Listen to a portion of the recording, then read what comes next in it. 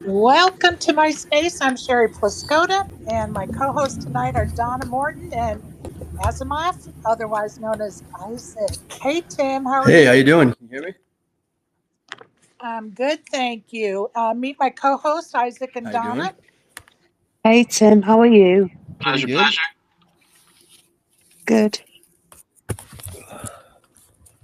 Glad you could join us this evening. I got a couple of little announcements before we get started. First, many thanks to my sponsor, Elevator Results. If you need a tailor-made workout plan to help you lose weight or gain weight, Elevator Results can design that plan. Follow them on Twitter and check out their site at elevatorresultspt.com. Also, recordings of my past spaces, including our daily coverage, and all of our interviews are on my YouTube channel at Sherry Pluskota 9212. So happy everybody can join us this evening and looking forward to getting to know Tim Reilly a little bit better. So let me give a little intro.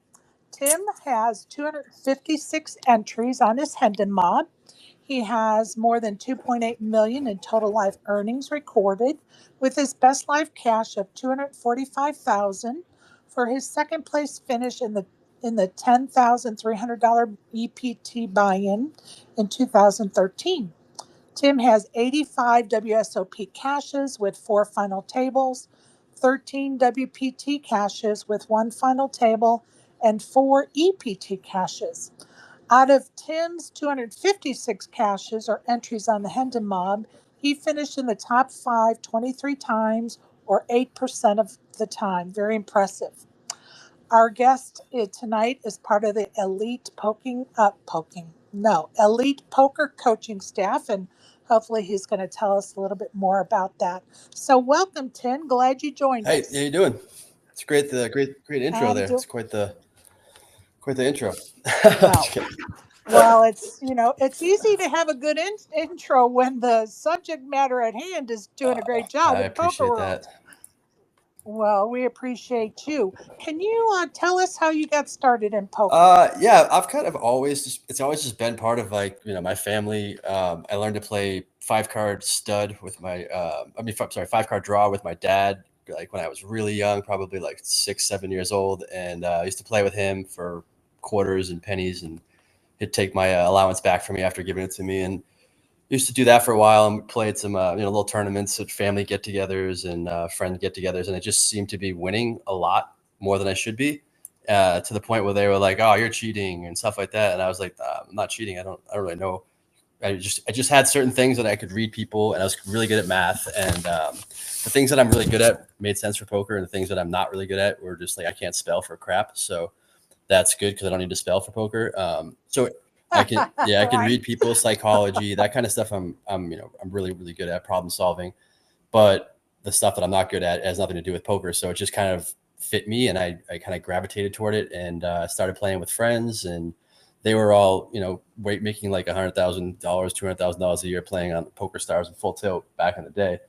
And I was like, you know what? These guys, they're no better than me. I beat them all the time when we play. So I'm going to try it out and start playing online. And about half a year later, I quit my job. I used to work in underwriting and like medical underwriting department for like life insurance. So I did that for a couple of years getting out of college. And then I was just like, you know what? I don't really want to do this forever. I don't want to work in an office. And I was making good money. So I just kind of left, and it just took off really fast. Wow. Well, I'm going to tell you, I was impressed with the amount of six-figure binks you have.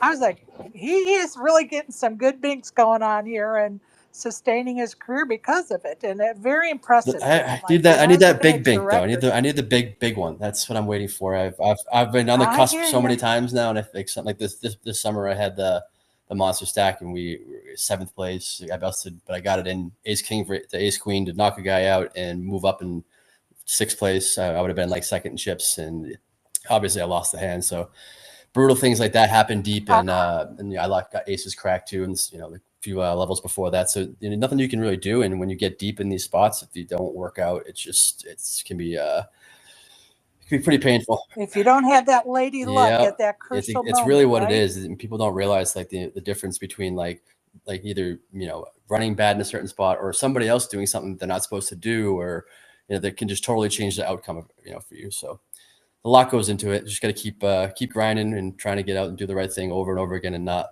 let your mind get in the way. Right on, and be your worst Yep, enemy, right? that can happen really quickly.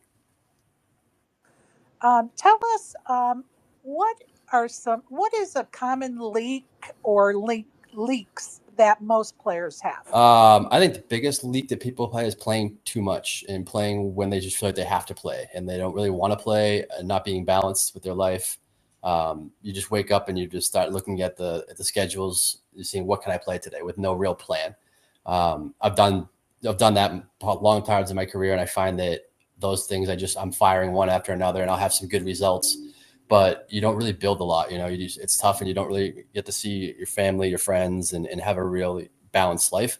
So I think it's important to, if you don't want to play, don't play. And that's what I'm at now. Like I'll wake up and I'm like, I don't feel like playing, so I'm not going to do it. And I don't have to all the time. So, I'll go play cash or do something else or whatever. But it's, if you're playing and you don't want to be there, you're just not going to be able to do your best. And if you're tilted in life, like if you're having, relationship problems, work problems, whatever it might be, if you're having issues there, you should stay away from the table too, because you need to be in a clear mind and you need to let everything else go, because you already have enough things that can distract you and aggravate you at a table that are out of your control. So if you head into that already in a bad mindset, you're just waiting to walk into it.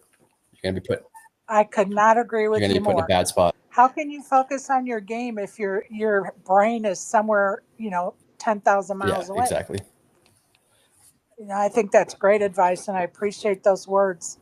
I'm just going to skip around the board, so to speak. So, what are the most amount of times you have rebought into a tournament? Well, I mean, I guess you could say online, like a lot. I would say if it's like the Everybody says 109 that. on Everybody says ACR, online probably yeah, 200 the times. 109 on ACR, I think I've turned that into a $1,500 tournament more than once. So um, that's not including that. I for live tournaments, some smaller ones, like obviously I might fire away at.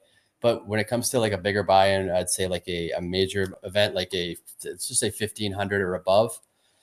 I generally don't get in them for more than, I mean, a 1,500, I might get in it for 3 or 4 bullets. But like a 3,500, I'm generally 2, 3. I remember putting 2 bullets into an EPT high roller in London. It was a 15,000 US dollar buy-in, and I put 2 into that pretty much almost on my own dime. Back in the day when after I had my first really big score, and I thought this poker was going to be really easy, and I was going to have like a $200,000 score every 3 months.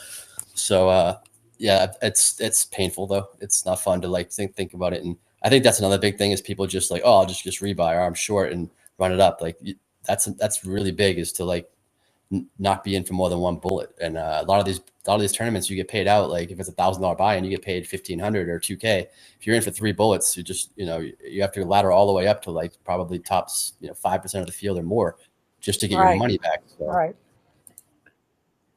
I ask that question often because I find it intriguing, and there are definitely times and places that rebuying in makes a lot of Yes. sense. Like it is definitely the right decision. But I have friends that are playing $600 buy-in, and they're buying in 6 or 7 times, and I'm like, you basically have to win that tournament to make any profit. I mean, I'm not a big fan of firing away. Like when it's like, I like to fire a couple, and if I'm going to fire one more, I'll usually wait till registration is going to close and then fire the last one. But trying to get in sometimes with like 15 to 20 big blinds, like a couple levels before registration close, those are the ones where you're like, okay, now I'm in it for 5 bullets, because you just like lose 2 flips or whatever. Right. And then you got to keep firing it. So I think it's better to fire one. Like I'm playing online right now. I'm playing this PKO on the WSOP, the circuit, and I'll fire in 1 bullet. And if I bust it, this is the PKO, so I won't re-enter it late. But if it was a regular tournament, if I busted it, I'd probably get something to eat, play around to Call of Duty, get my head straight, and come back, when there's like 25 big blinds, like at the end of registration or something. rather than trying to get into it, because you're at the Right. same spot anyway, rather than just keep firing away. And there's so many tournaments where you can just fire another one another day. It's better spots. People, And I'm going to tell you, for me, I'm just a rec player, and I take it serious, but I'm still not doing it for a living. And my philosophy has always been, and people always laugh at me when I say it, that if I need to buy in 5 times, I shouldn't be at the poker table. I should be at the practice table. yeah, Like I'm doing something that's wrong, not and I better go necessarily back to true the though. book. But if it's happening No, I over and agree. over again, you might want to reevaluate some things. But yeah, no, it could happen to anybody, and it happens to the best people. You can run back for 100 buy-ins in a row. Really, I mean, it happens. I guess. No, and I agree with you. And like I said, I think there are spots that, yes, there is a place and time to rebuy. Totally agree. But my point is that if I'm doing it at every tournament I go to, I need to reevaluate, You need to stop, get some deep runs and do something different. You need to be able to go one bullet sometimes deep. Like if that's not happening sometimes, then yeah, you should reevaluate. Like there's plenty of times where you get in one 100%. bullet and you go deep. Like I just played the mystery bounty, fired one bullet, and I bagged like close to chip leads. So that happens. But then again, I also played it and put in 5 bullets and not even made a bag. So it's just so much variance, and the sample size you really need in like MTTs, live, especially live MTTs, is massive. Like I've seen some like some numbers and stuff on how long you can run bad in live poker and some scenarios, and it can be absolutely brutal, and it can be the difference between breaking somebody and making somebody. A lot of times you might find some kid who's better than anybody you knew, but ran really, really bad for the first year of poker, could never get above, $100 buy-ins, and just was like, F this, I'm going back to work. So like that could be a thing. Like or you have somebody else who's just like sun runs to God for a year and thinks that they're the next Phil Ivey or whatever, and quits their job and opens up the new streaming tweet, and just all of a sudden 2 years later is completely broken busto because variance just blessed them at the very beginning, and they really didn't do any of the work to get to where they think that they are. I totally agree, and I'm sure the audience does too. Some very wise words there, and some food for thought for sure.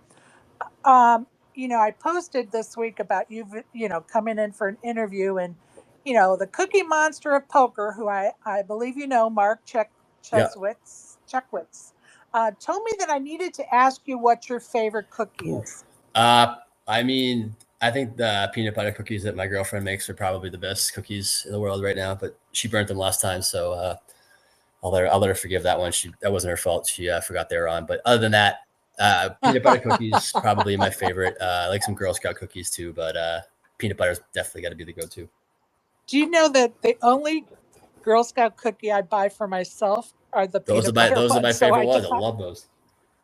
Yeah, yes, dude. Those are fire. Yeah, I love those too. They're hard to get sometimes. Like everybody got the Thin Mints, but sometimes they don't have those ones, and I'm like, whoa, where's the peanut butter?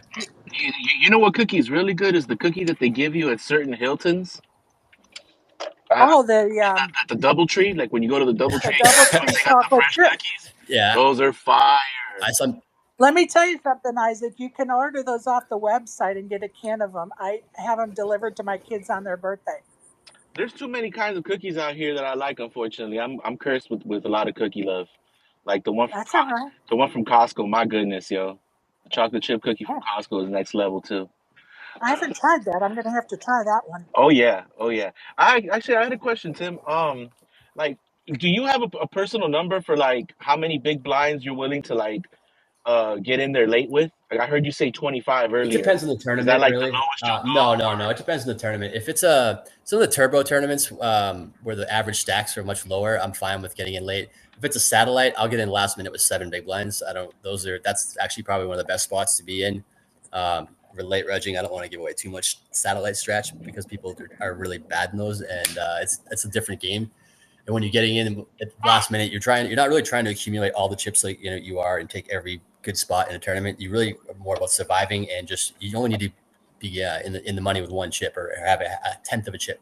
So you don't really need to like fight for every blind. So getting in for 7 big blinds and just playing a push fold on the other stack sizes is actually quite profitable in those situations. You just get in the very end and you double up twice and just hang on and injure yourself into the money for satellites. But in a regular tournament, like I wouldn't try to get into like a WPT. Some of the live stuff with the big blind ante, I try to get in with 20 bigs because there's a lot of variance with the big blind ante, especially in smaller fields where the tables are breaking quite a bit. So you could get in with 20 bigs and you get popped in and you're 8-handed table and you get put in the big blind ante, and all of a sudden you have that 18 bigs. And it's 50 people in the tournament, the table breaks, and they can be breaking pretty quickly especially if it's a faster structure. So you can get broken like 3 times in 20 hands and pay the big blind ante, more than your share, and all of a sudden be like down to like 8 big blinds, and it's only been 5 or 6 hands. So in big blind ante live tournaments, I try to get in with 20 just because there's a lot more variance with that. Online 10, 15 doesn't really matter as much. You get to see more hands there, so I'm fine with that. Huh. Okay. Hey, thank you. Dope. Yep. Awesome. As I mentioned, you're an elite poker coach. If I were to hire you for coaching, what would that look like? It's not. It's to be honest with you, it's almost not even worth it. It's like one-on-one coaching. To be dead honest, it's what it costs hourly. Is it takes a really special student, I think, to like, if I were to take a private student on, like if you're like just getting into poker and you're like trying to beat the lower stakes, the price that it would cost you hourly wise is not worth it. Because obviously I need to be making, at least the same amount or more that I would be making hourly wise if I was just playing. Probably should be making more because I'm also giving away, like the secrets to winning. So that's really not that profitable for somebody who's trying to play $100, $200 tournaments. But if you're playing high rollers online, if you're playing bigger stuff live, then it becomes more profitable, because then if you're spending like the $200 an hour, $250 an hour for coaching, then it's like, okay, now you're actually able to apply the stuff and make money back. But if you're still just trying to break in and you're just starting to make money in the mid-stake stuff, I mean, you'll gain a lot out of it, but it's not really worth the price point.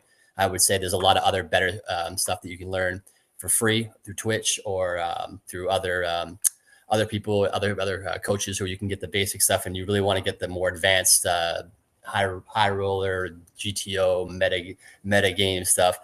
You're ready for that, then it's better to step up. But I wouldn't recommend it to people unless you're like already beating mid stakes and you're like, I'm dabbling into high stakes and you want to start to win at high stakes. Then it's definitely a little bit more worth it, because then your hourly will be you'll be able to sustain those the fees with your hourly.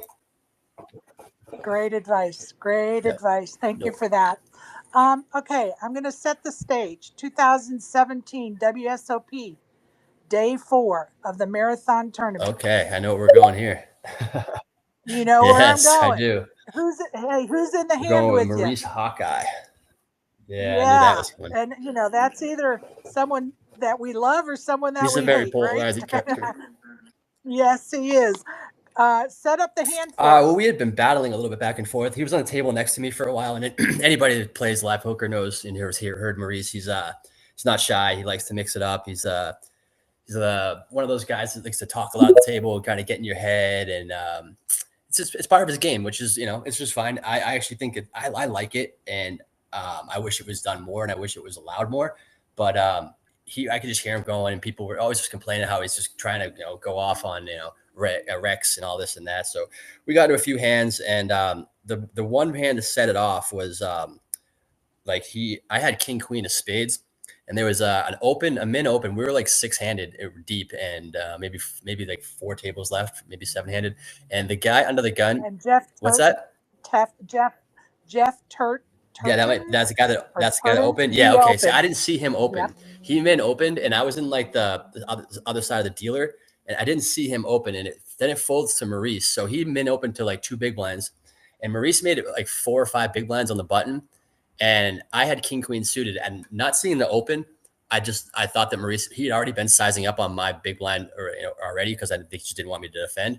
And I'm never done to not defend king queen suited. I'll just even 3-bet it sometimes, but against a 4 or 5x open, I decided to just call. As I'm calling, I realized the other guy in the hand is still in the hand. I'm like, oh shit, I didn't see him open.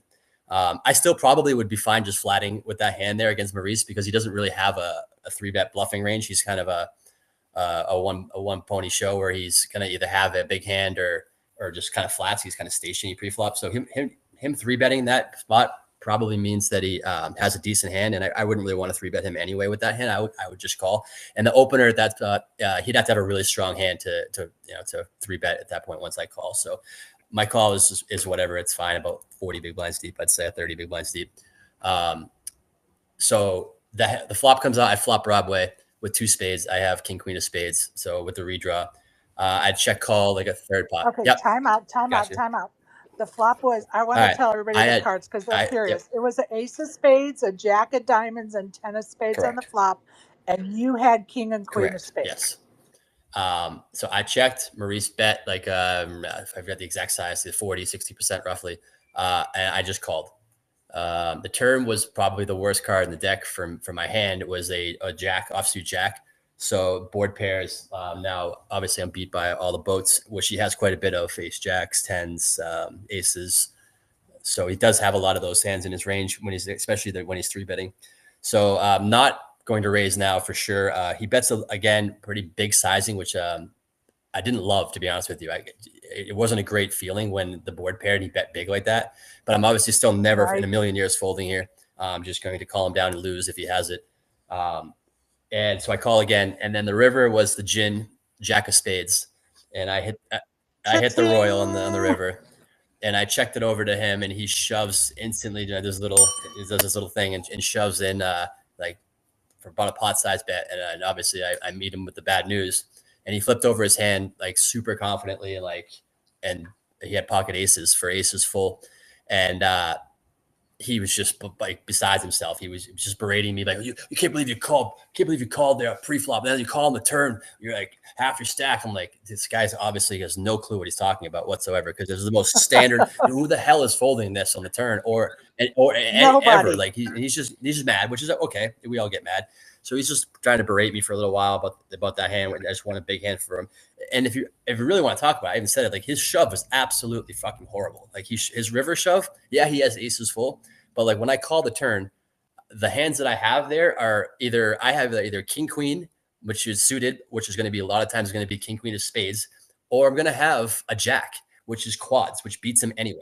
So his hand ranking is like the third best hand you can have in that spot. And the hands that I show up with, it sounds nitty, but he should probably just be betting like smaller and then snap calling so that maybe I turn my hand to a bluff or whatever. Maybe I've shoved tens full, but his shove allows me to get away from hands like the king queens that are not a royal or the king. There's only one ace left in the deck. So for him to think that I have ace and I'm going to call it off with ace or whatever, ace is full it's pretty thin of him. So, I mean, it's not the worst play, but I think his shove was actually kind of bad. And I just let him know that afterwards.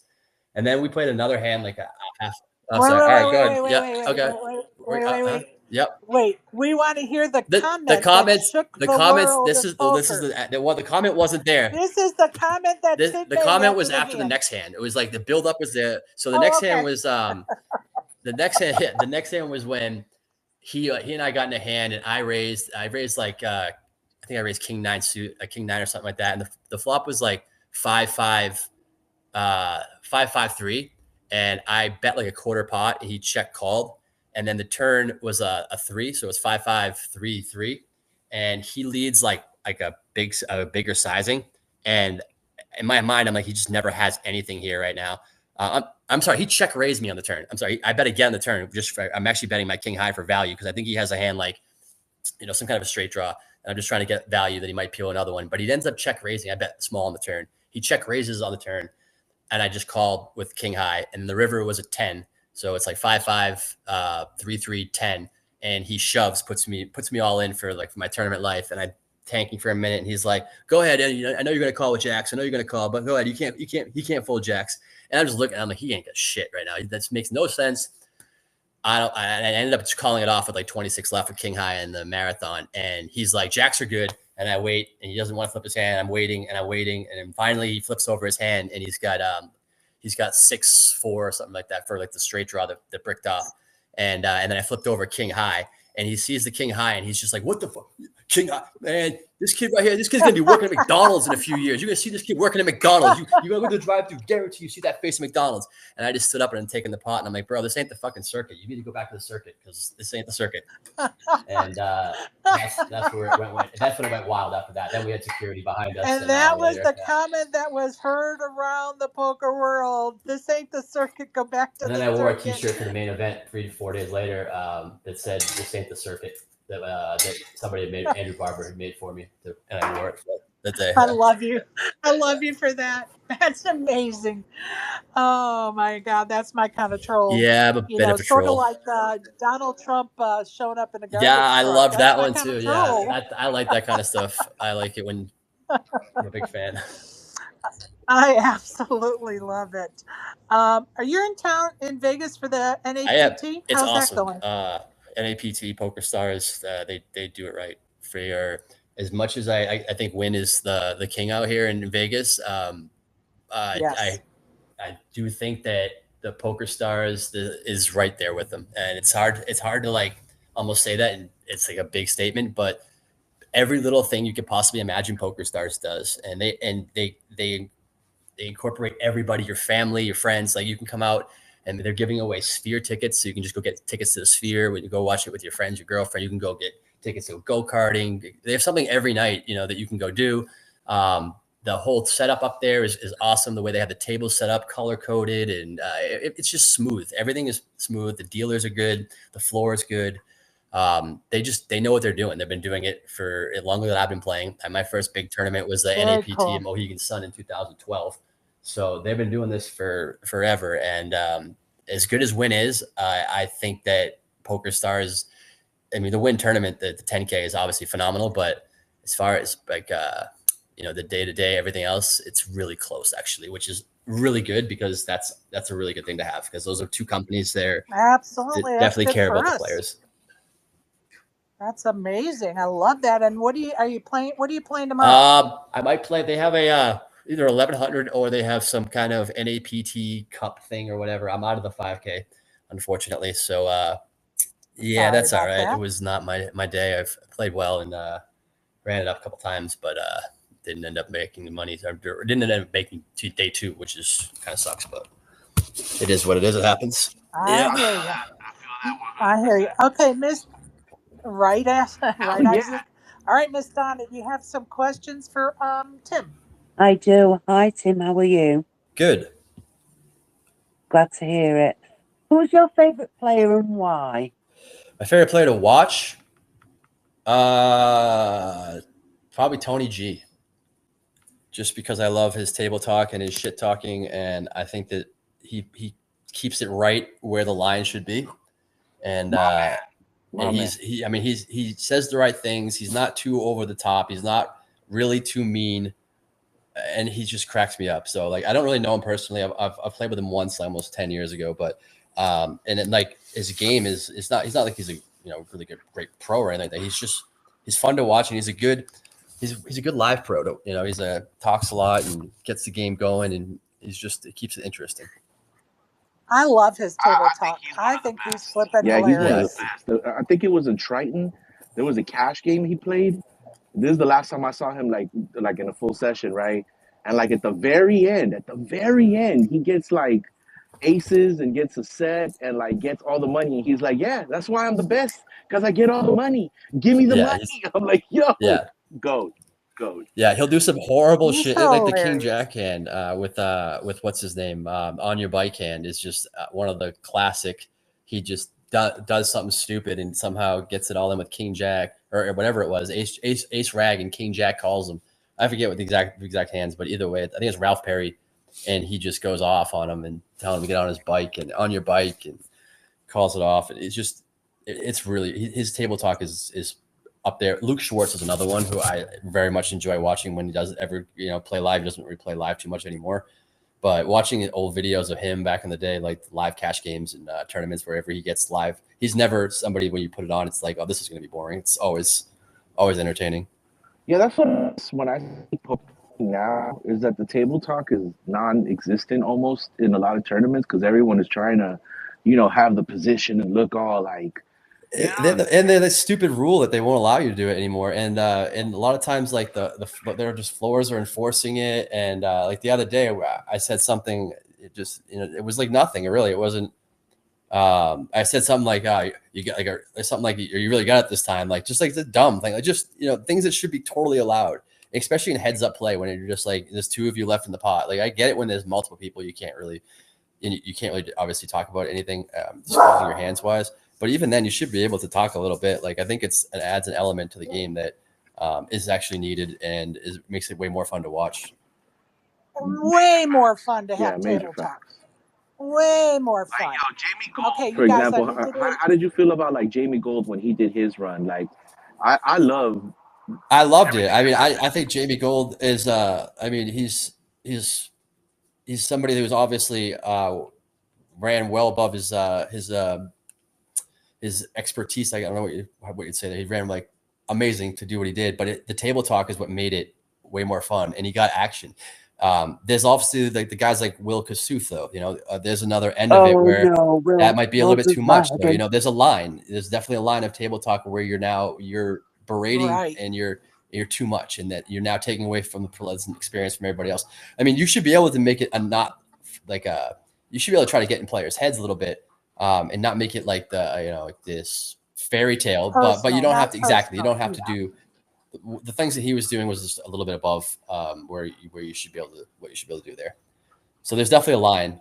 All right, Wolfie, we're gonna bring you up here in just a second. I need to do a couple of house cleaning things first. I want to remind everybody on December 12th at 2 p.m. we're gonna have a Spaces, the fourth official Spaces meetup game at the Bellagio Poker Room. I hope you can join us, Tim. Also, I'd like to thank Sean McCormick for welcoming us to the Bellagio, and the Green Visor Gang, which Isaac is a part of. And I see, I don't know who's behind the Green Visor account tonight, but I appreciate them being here too.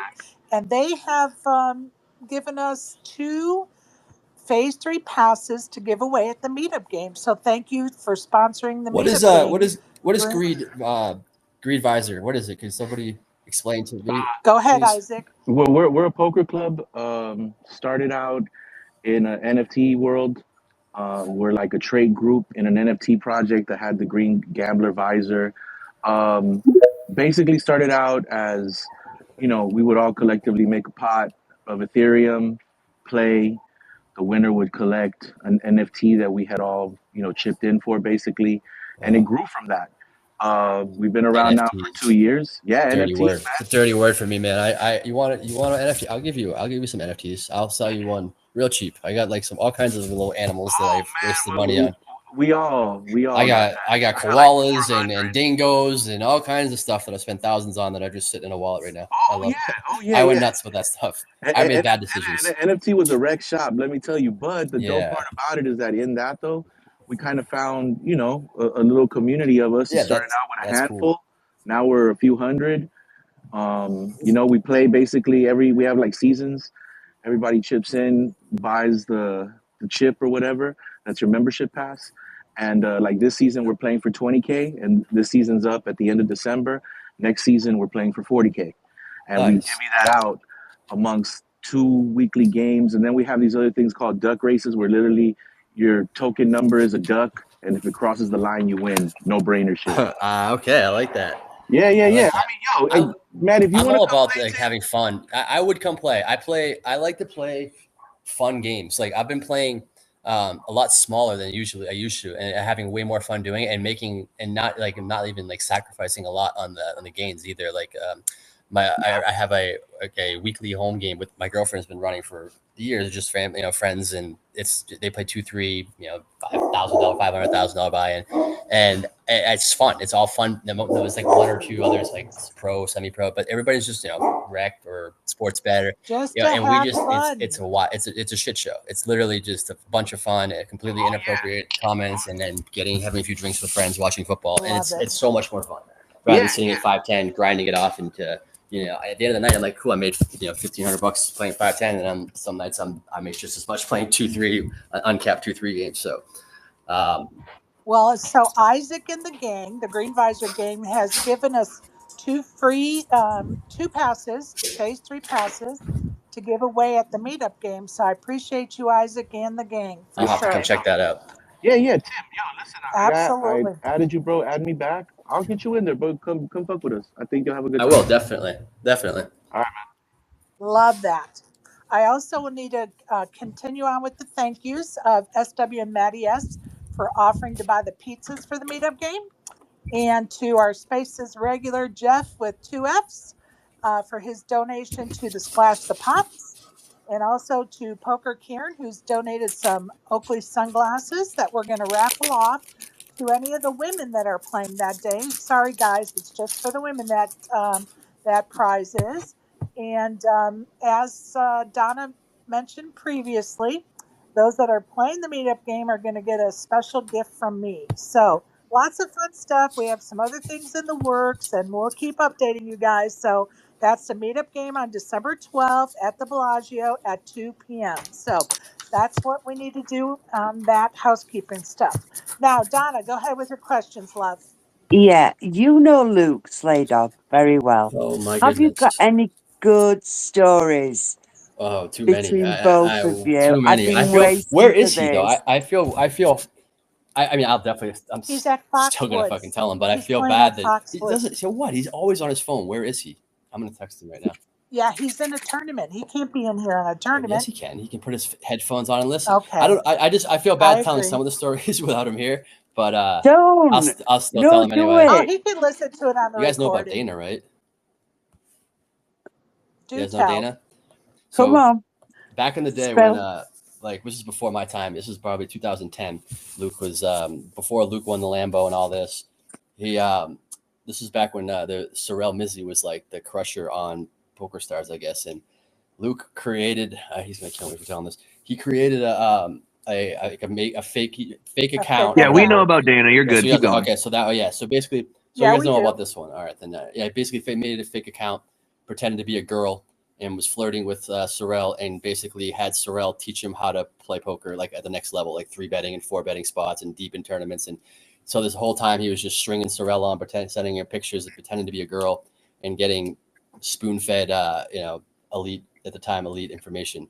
That went on for a while before finally, I guess he got outed for it. But yeah, he's a character. He's 2010 was a different time. We don't fault him for it. no, I mean he's a great guy, but he's definitely got some stories. Another time, I'll tell you a story. We were in Florida, and we went out with some friends and some people he knows, and some of these girls that he knew. One of them was like her dad was like a big time ex football player, quarterback. I don't want to name drop, but I feel bad. But we were hanging out with them. We went into this party, and they were doing like a lot of partying, and I'm not like I mean, I've done my partying days, but I like to smoke a little bit of weed, maybe once in a while, and enjoy a little bit of a mushroom, a little here or there, nothing crazy, and that's about it. Right. But they were right. drinking a lot, and I had taken a little bit of the those mushroom thingies, and we were at this beautiful like I don't even know what it was. It was like this dome with like LED lights and music, and it was chill. It was a really good time. But it was getting ready to leave, and the girl that was driving was completely shit faced. And then she's like, they're like falling over herself, and like everyone's getting in the car, and like Luke's like, I'm like, I don't want to get in this car. I'm not getting in the car with this girl. I'm not going home. We're in Miami. We got to go back to Fort Lauderdale to where Hollywood, where we're staying at the tournament. I'm like, I'm not going with this girl. And we're like in a bad-ish neighborhood in Miami. It's like, like Miami is, it's like there'd be nice clubs, and then the next street over is not a good area you don't want to be in. So it's like 1 a.m. I'm like obviously not in the right state of mind. And I'm like, I'm just not getting in the car with this girl. And like, I was probably okay to drive, but I'm still wasn't going to do it. I just, taking those things. So I'm like, all right, well, I'm not going. I'm not stupid. I value my life too much to get in this car right now. So I'm like, I'm out. And I get out, and Luke was still in it. And I thought he was like going to go with them, whatever. And I start walking. I'm trying to get an Uber, but I got no signal on my phone. And I'm in like Opelika, like Haitian hood of like Florida. And it's 2 a.m. and I'm now kind of like, I know exactly. I'm like, fuck. I was like, should I have gotten in that fucking car? Because like now I'm like debating whether I made the wrong decision. I should I have gotten in the car with this girl who's completely blitzed, rather than now walking down the streets of Opelika at 2 a.m. with the Haitian gangs. So I'm like, this is terrible. And you know how loud Luke talks, right? So he's just the loudest person. Yes. And I'm trying to get my phone to work, and I have no signal, and it's not working. I can't get an Uber. And all of a sudden I hear the big Slay's beaky voice on the next street over behind me, like, I'm like, Luke. He's like, where are you? I'm trying to call you. I'm like, dude, I'm over. So I'm running around the phone. I've never been so happy to see the kid. We find each other. We're like, yeah. He's like, I thought I was like, you're right. I wasn't gonna get in that car either. And then I couldn't find you. I was so happy to see him. We finally found each other. We got to an area where we were able to get a signal, and we got the hell out of there and back to Fort Lauderdale. But that was That's hilarious. He got some stories. He's always into something. All right, we're gonna let Wolfie ask a question. I came up because I thought Donna's accent had a miscommunication, because I thought she asked, who is your favorite poker player and why? And if I'm wrong, I'm curious to what your new answer is to that question. My favorite poker player in general, or to watch? Favorite poker player and why? I think that's what she asked at first, but that's just me. It could have been. I'd say my girlfriend probably. Well, my girlfriend Jen. She's my favorite. All right, that's lame. Poker influencer, Phil Ivey type shit. Phil Ivey is actually the enigma, the one that I've actually have never played with, which is wild to me. Like as many times that we've been in the same tournaments, that he's the guy who I've actually somehow faded in every scenario, and I want to play with him. I do. Just to say I have, but he's definitely up there for sure. I don't know. It's hard because I'm a slight narcissist and I don't want to say I like any of them better than myself. So maybe give like a top three in no particular order. Negreanu was one of my favorites growing up. Like when I first came up, I just liked his game and I liked the way he talked at the table. And I definitely modeled a lot of my game around him. But for now, I'd say definitely Ivy. Some of the really good ones like Chance, Fox, and those guys are I think are the best American players out there. They're also, fun and not fun to play with. Fun because I'm friends with them and it's fun to have fun and blast. And if I lose to them, it's better than losing to somebody I don't know and like. But they're obviously very difficult to play against. So I don't know. It's tough. I would probably say Phil Ivey is probably my number one, just because he's the guy that I've still yet to play with, and I still see him walking by, and I'm like, whoa, that's Phil Ivey. He's the only one that kind of gets me like that from poker players. You're still fanning. Like I don't get fanboy rarely anybody. Like for poker players. I mean, I played with Neymar this summer. Like Neymar was sitting across from me, and I was shooting up with Neymar. And same thing with Michael Phelps. Like I played with Michael Phelps, and then had the pleasure of hanging out with him a little bit. And that I was fanboying kind of hard. I'm like, this guy's the best athlete of my generation. So that is different. But poker players, Ivy's probably the only one who I still kind of drool over. Well, thank you for that. I have some folks texting me some questions. So SW wants us to touch on your online presence. So what's your biggest bink online? And tell us like what's your gross earnings or your earnings online? Are you a big time onliner? I mean, I know some of the answers to this, but just go ahead and my biggest wins online aren't that big. Probably like 100, 150 maybe, which are pretty good for online. But I've had a lot of like the 50s, 60s, 70s in the last couple of years. On ACR, I think I'm up probably profit. I'm up close to between 400,000 and 500,000, I'd say, over the last few years on ACR. Poker Stars, I'm up a lot. WSOP, I'm probably maybe down or even, which is, disappointing because it's probably one of the softer ones. I'm up on almost every site, I think, except for Party Poker. I'm down on that one, and I'm probably down or even on WSOP. But I'm probably up over $1 million overall, maybe a little bit more, just overall. So do you prefer online or more? Yeah, I think I prefer online more, especially now. Now that I'm, getting a little older, I have kids. I'm able to be home more. I like being home, to watch like football on Sundays. I would much rather play online and watch football on Sundays than go and play like a $600, $1,000 live tournament. And if it's different, if it's a WPT or. Well, and when I was looking at your record, I was like, wow, he played just as many. According to your record, of course, we don't know how many you played, but you had just as many binks on online WSOP this summer as you did in person.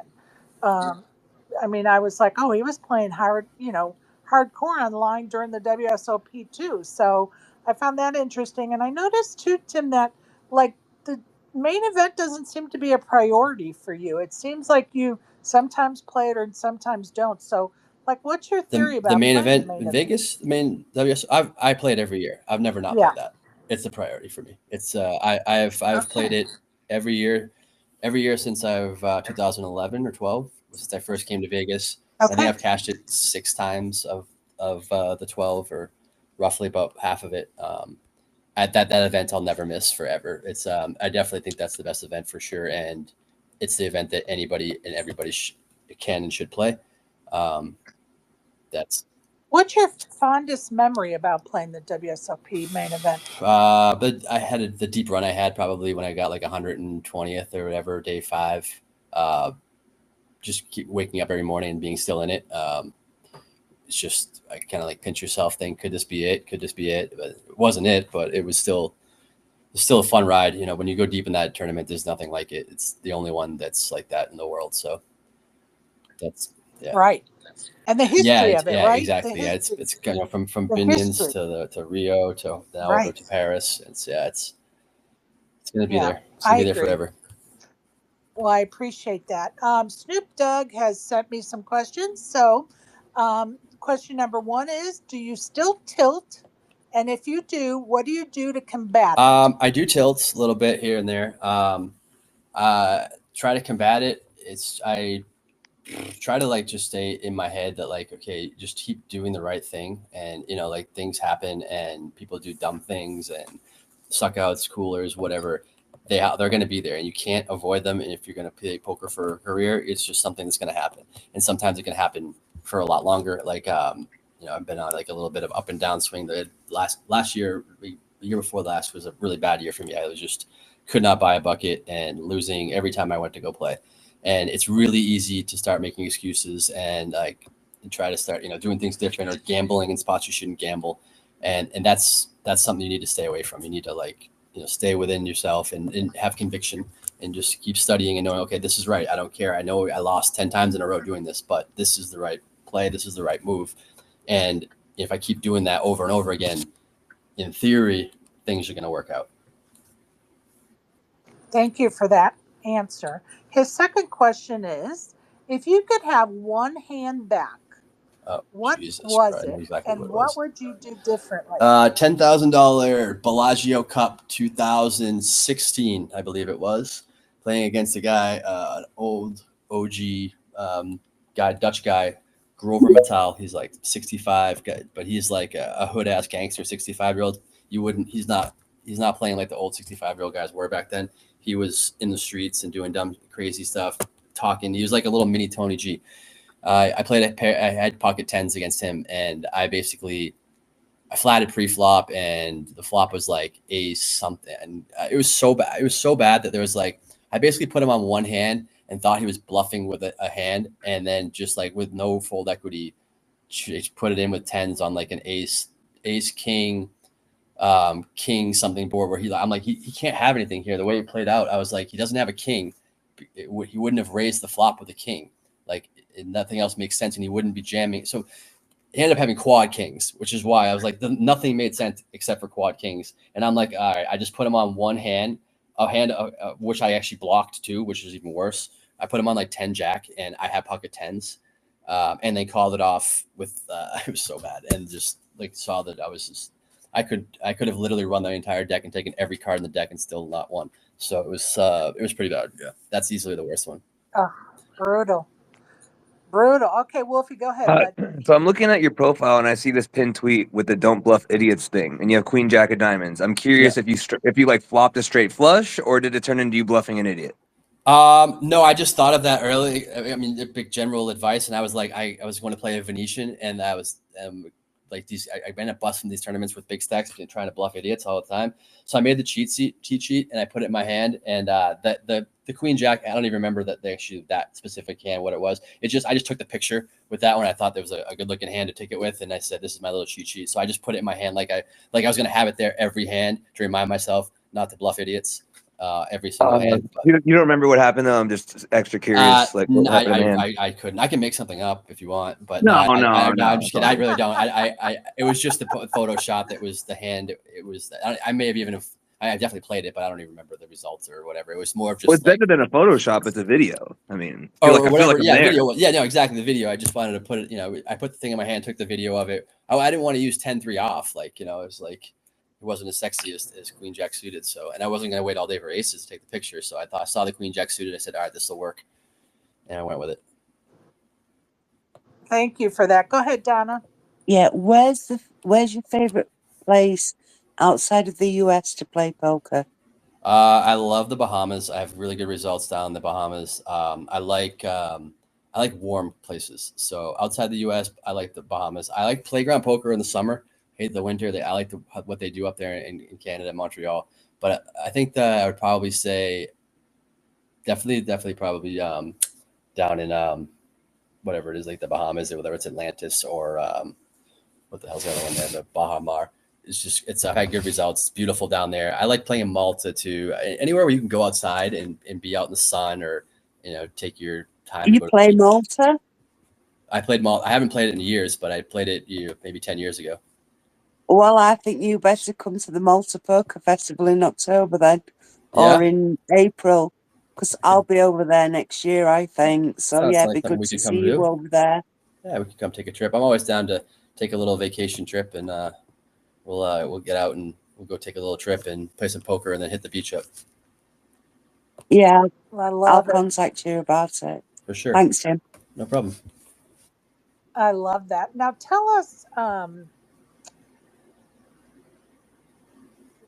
NickyP, makes a pit stop here in Spaces from time to time. And, he may be just a little upset with me from the last time he was in a space that He's I was in, sensitive. because it, it was, right when the whole Vertucci thing broke in the news. And I kind of held his feet to the fire on some of the shit he was saying.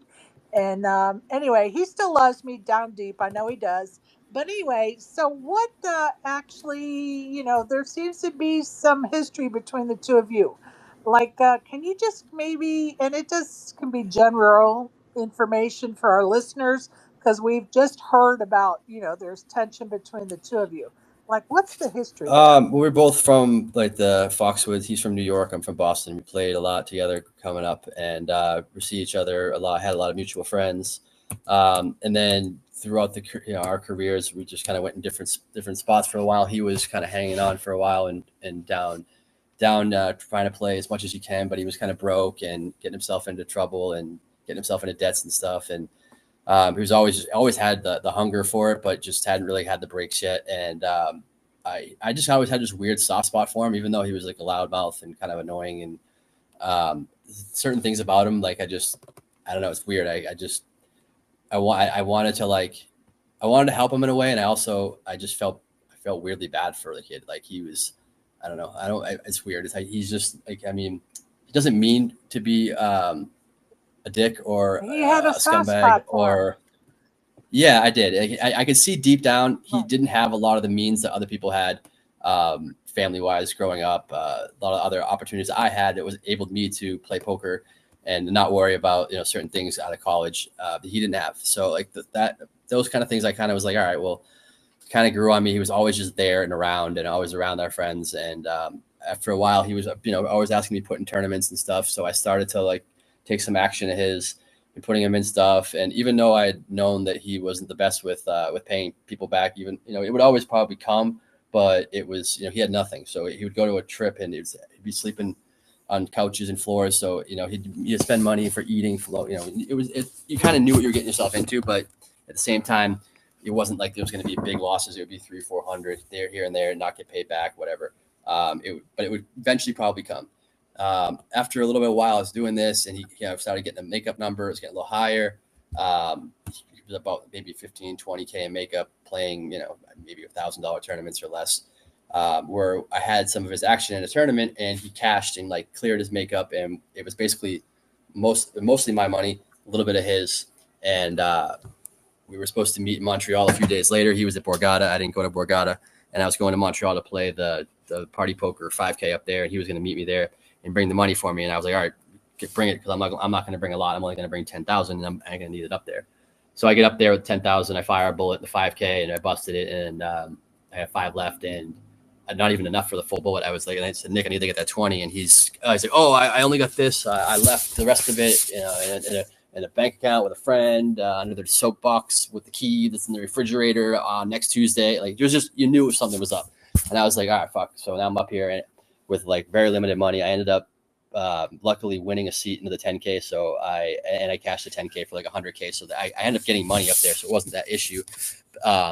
He ended up giving me some of the money, and then he comes back to me. He's like, hey, I need it back right now. I have no cash on me. So I gave it back to him. He's promising me that he had like 20 or 15K for me in New York, which I was not very optimistic about. But at the time I was like, all right, whatever. So I did it for him. Obviously, you know, weeks, months go by, and it was excuses after excuses, where he didn't have any money, couldn't have any payment. And I'm like, you know, Nick, this is different. Like, it's not like, you know, you had, you spent some money for traveling and, you know, you didn't have it, or you spent some money for food because you didn't have it. Like I found out he fired 4 bullets in the Montreal 5K on like his own dime, when I was supposed to be have his action and stuff. So he just fired away, trying to spin that 20K up, and bricked it all off and had none of it left. And I'm like, that's not the same as like just taking money for a flight and being stuck on the road and saying, hey, I had to get a room and eat. Here's 15,000 or 14,200. I took $800. Oh, that's okay. I'll put that number back on the number. We'll figure. He took all of it and just degened it 5K at a time, and then had the nerve to ask me for it back, knowing that I was gonna have to go borrow money from a friend because he couldn't borrow from anybody and I could. So I ended up, you know, borrowing it and playing it. So this deck goes on for almost like a year, where I see him and we confronted him about it. And then I found out, I talked to some other friends like, you know, Chance and Alex Foxon, who are good friends of mine, and found out that he's got numbers with Chance, and he's got like a $75,000 number with Alex. And he's been same thing. Like, he took a big score of Alex's and just went MIA for the 2 weeks, and came back and was like, I lost it all. And same thing, but nobody wanted to really out him, because they thought that they wanted him to stay in action so that he could try to make it back. And that it's just a selfish, short-sighted way of looking at it, that not just they do it, everybody does it in poker. Right. Like, they're like, oh, I don't want to out Right. the guy because I don't want him to not be able to play. Well, that's just really short-sighted, because now the guy's going to get all your peers and your friends and everybody else. And that's exactly what happened. Like, if somebody just said, this is the case, a lot of people wouldn't have got hurt after that. And it's you could go that with a lot of people who have done things way bigger than Nick, all the way up to, you know, millions of dollars where they've stolen. If somebody just said something early, that a lot of this could have been, you know, avoided. So. Right. Well, thank you for filling us in, because, you know, we hear bits and pieces, and I always, you know, people in the audience will tell you, I always go to the source and try to, I didn't want to out him either, but like, he made no effort at all. And like, I gave him messages, and I was like, the last one, I sent him, I was like, Nick, this is your last chance. I sent him the tweet that I was going to tweet, and I sent a screenshot. I said, I'm posting this tomorrow morning if I haven't heard back from you. And he goes, fuck you, do what you got to do. And at that point, I didn't even wait till tomorrow morning. I just hit send on tweet that afternoon. So I was like, all right, that's is what it is. Very unfortunate. Yeah, it is. Right? Very unfortunate situation. You're trying to help. You know, no good deed goes unpunished. It doesn't. And I don't get how, like, you know, he still owes me money to this day. Like, he paid back that original one, and I ended up like loaning him like 3 years ago, after we paid that one back after like 3 years, outing him and all the other stuff, and during COVID, like, working with him online so he could make it all back.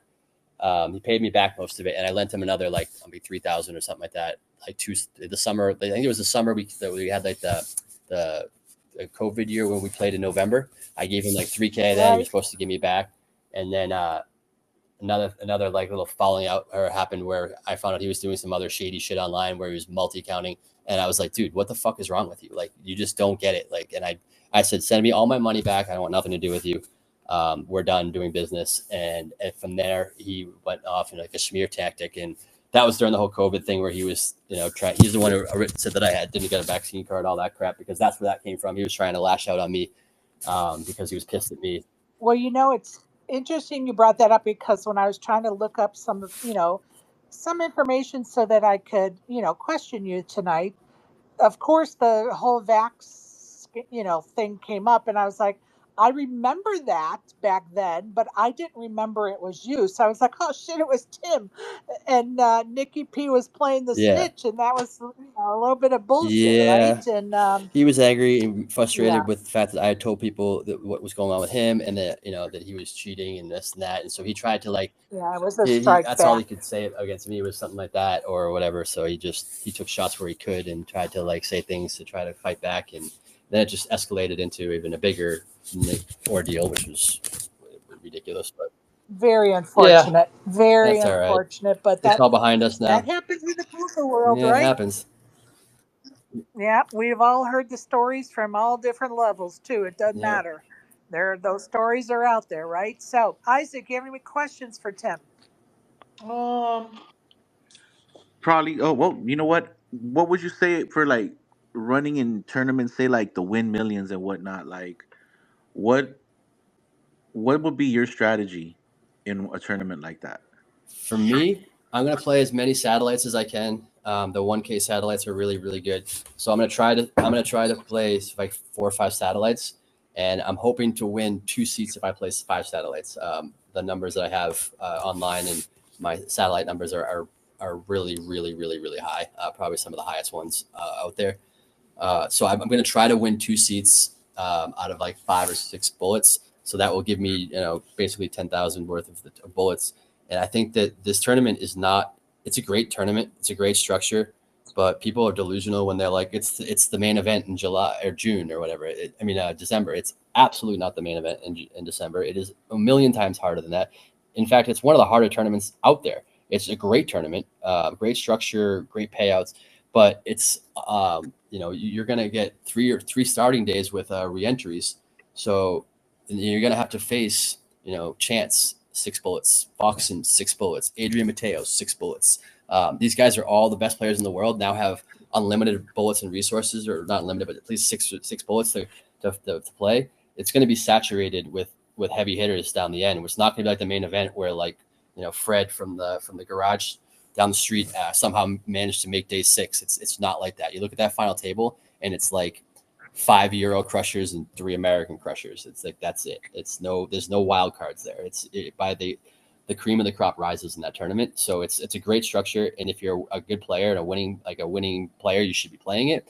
But I think a lot of the people who are like, you see these guys who are like, no offense to them, but like the circuit grinders who play these 2Ks and take some shots at some WPTs once in a while. They're coming in here like, I'm selling action at 1.25 or 1.3 for the main event in December, the Win main. I'm like, you guys, I would just love to crossbook every one of them, because this tournament is very, very difficult. It's not an easy tournament at all. Yeah, I like playing at the Win, and you're very right. Like it's a whole different animal. Yeah, Like you're you'll gonna have get Kristen everybody there. Foxen and Ben Yeah. Wang on your left You're and your staring right. across from fucking Steven Chidwick all for 3 days straight. It's not gonna be fun. Yeah. So Hey, I mean, I've looked at that. Like that's been my poker training. Like trying to survive amongst these animals. that's the best way to learn is getting in there, watching the hands up streams of all these high rollers. Look what they're doing. Try to figure out what they're doing, why they're doing it. Like what are the reasons why they're doing some of these things, and take what you like and leave what you don't. And that's kind of like, I think that's one of the best ways to learn advanced poker, and you can do it for free.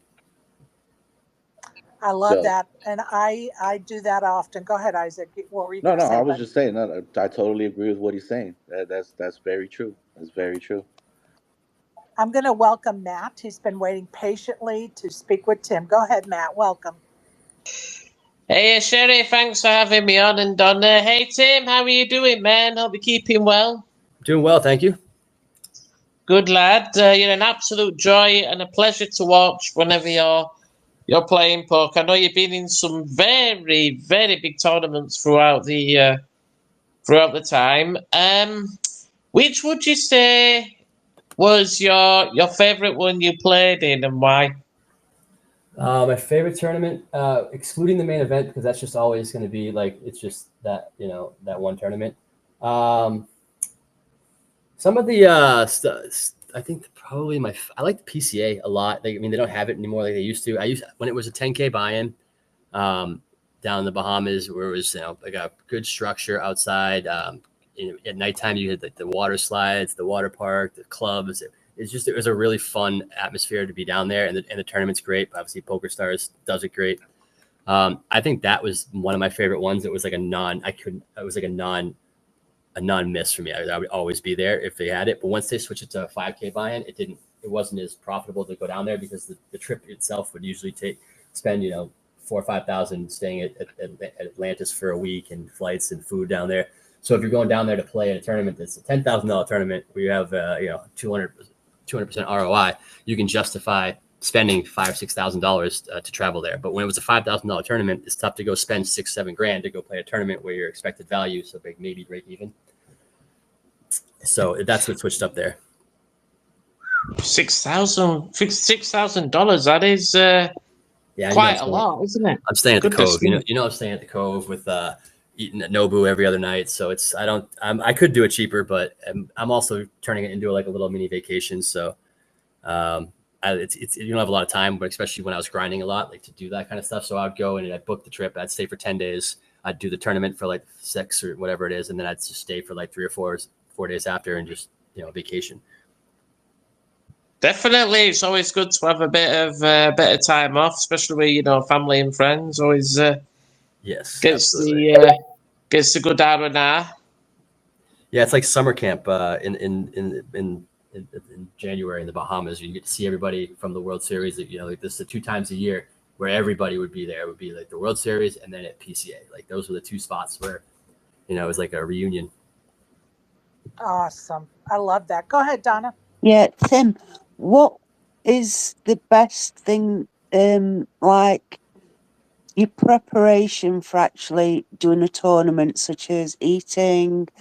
Do you snack during Eating, the tournament? Obviously, sleeping. because it's a long time. Yeah, I think it's important to eat, sleep, get rest, and do like leisure things in the morning, like if you have time, to not just be like playing till 1 a.m. and then going to bed and waking up at like 10:55, showering and running down to start at noon. Like I think it's important you still have to be up till 1.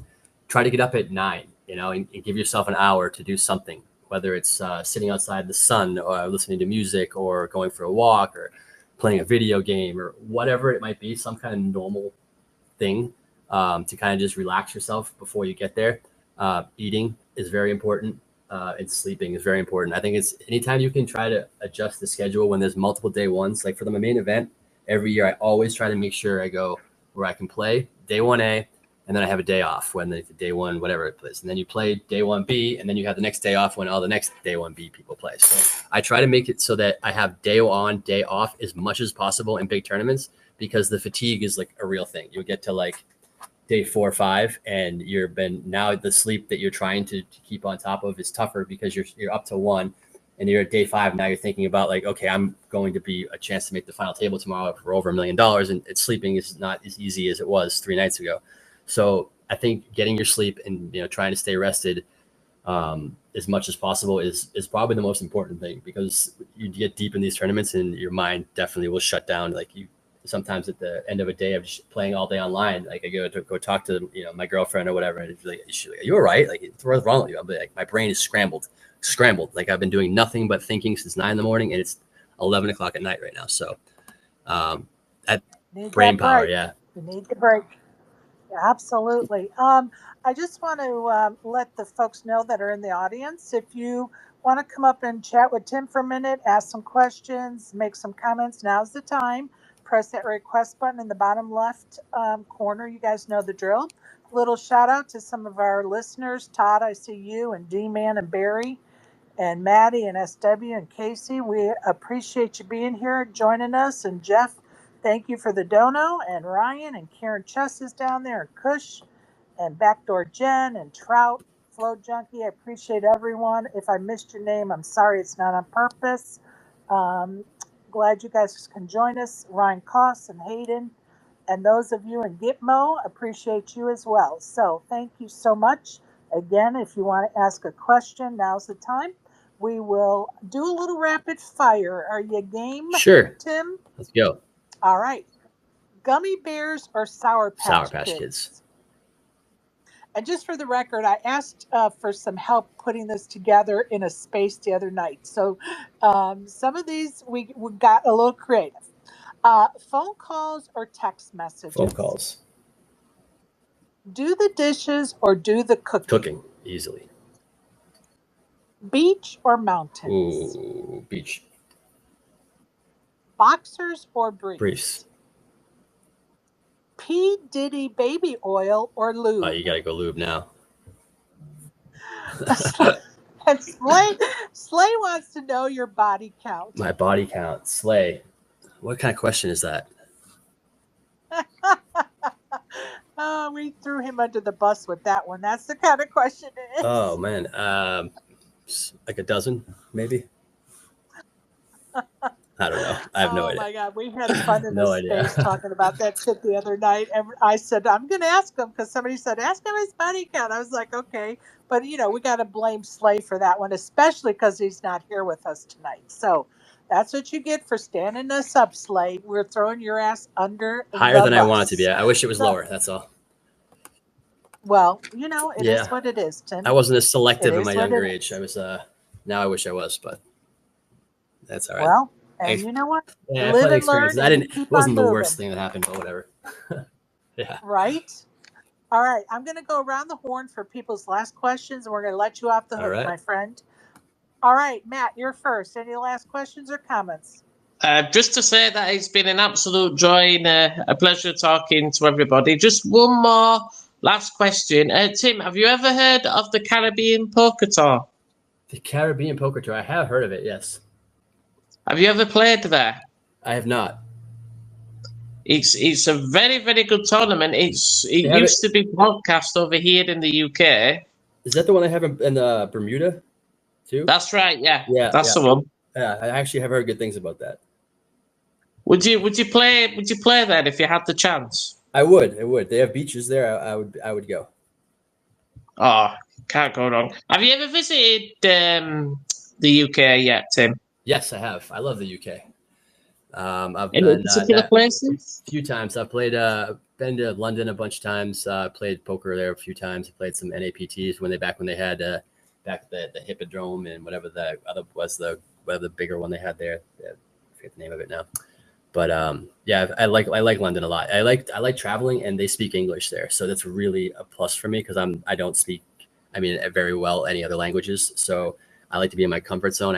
That's the one thing I don't like about traveling is the fact that I have to try to speak in different languages, which I'm very, very, very conscious about, self-conscious about, because language has always been a struggle for me. Like even in English, like I said, I'm terrible with spelling and stuff and grammar, math, science. That kind of stuff, like, I'm really, really excelling in. But so trying to learn new languages has always been tough for me. So I didn't like that. But like being in London was great. Like besides the fact that you guys have a crazy accent, I have to try to figure out what the hell you're saying half the time. But I could figure it out though. So.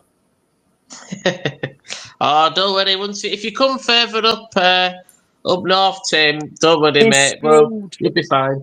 Yeah. Anyway, it's been a pleasure Well, talking, guys. Thanks for having me on, Sherry. And all the best, and have a lovely afternoon or evening, wherever you are. Absolutely, I appreciate you. You as well, buddy. Thank you, Take care, Matt. I man. appreciate you. You're welcome. Thank you, Matt. I appreciate it.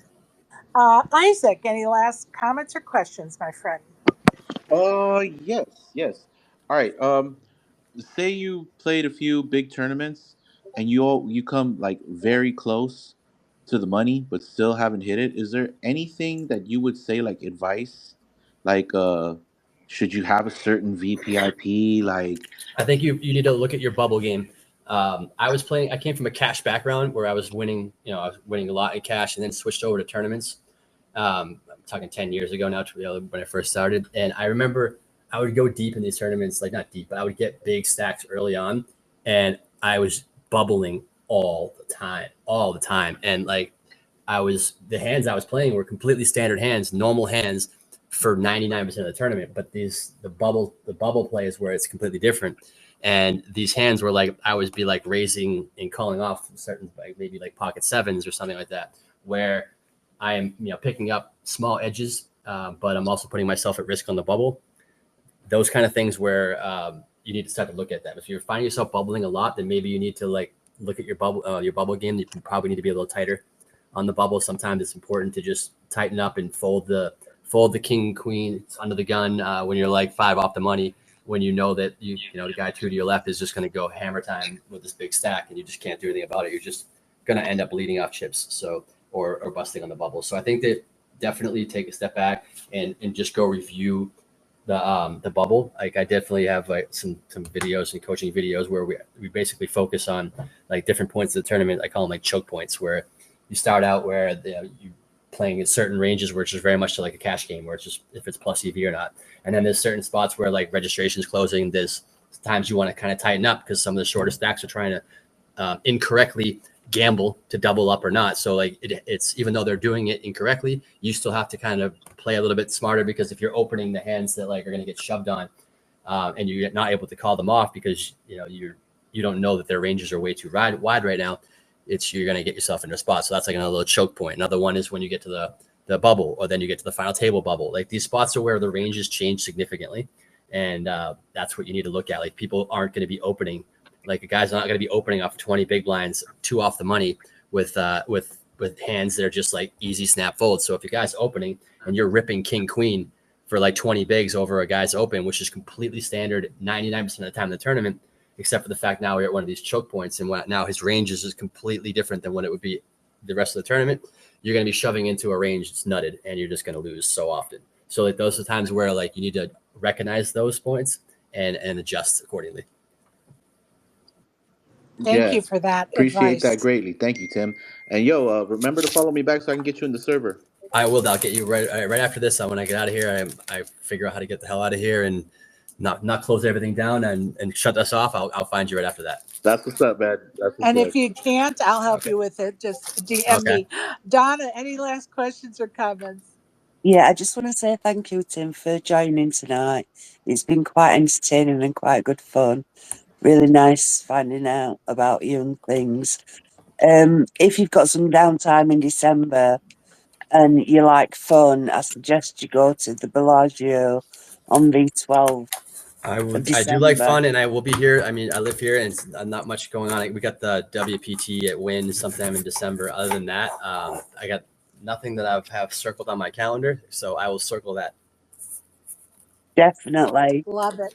And just say thank you very much for answering my questions. And if you did come up north, you would definitely have a problem with the accents. Yeah, I'm trying to speak as there was a as streamer who I used nicely to as talk I to, and I was like, can. "Yeah, bro, I don't know what you just said. I know it was something like I get certain words, but I'm from Boston and I speak really fast, so I get it. Like I've had people who non-American friends are like, slow down. I don't know what you just said. You need to slow that down.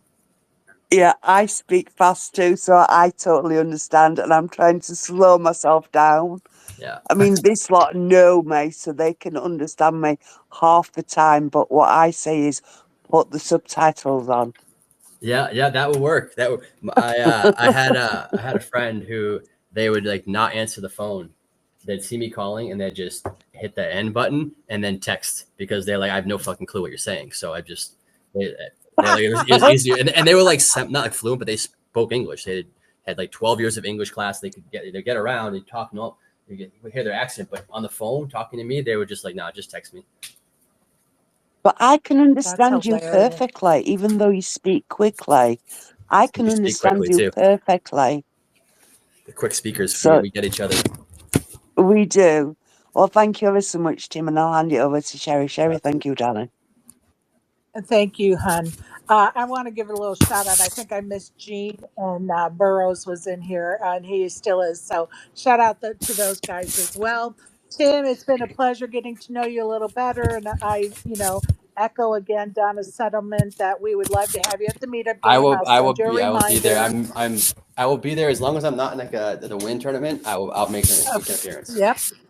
And that's kind of the policy. Everybody tells me they're coming RSVP, so we kind of have a head count. But we know that we're all poker players, and it all depends on if we're in a day does. two. Everything. So, and my brother's wedding depended on this too. I'm like, listen, I'll be at your wedding as long as I don't make the final table of this WPT in Florida. Exactly. I made the final table. I missed the wedding reception video. We all get it. So it's all right. It was worth it. So funny. I came in late, opened the bar for the rest of the wedding, and we had a good time. So it was all right. I love it. Yeah. Well, we get it. So no worries. But we do, would love to have you. And and I appreciate your time this evening. It's been a blast getting to know you, and take care of those babies, and good luck on the Absolutely. felt, It was my a great friend. pleasure. Thank you very much for reaching out. Thank Take you. care. Appreciate it. Good night, Good night, guys. everybody. Peace, everyone.